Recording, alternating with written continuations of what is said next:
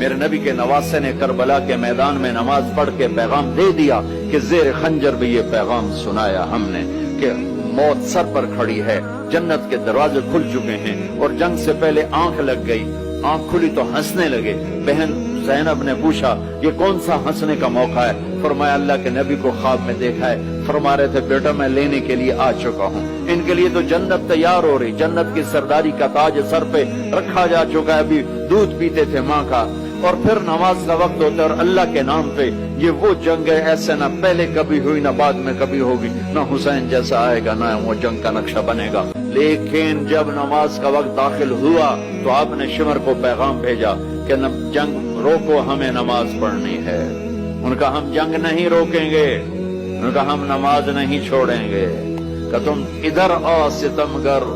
ہنر آزمائیں تو تیر آزما ہم جگر آزمائیں۔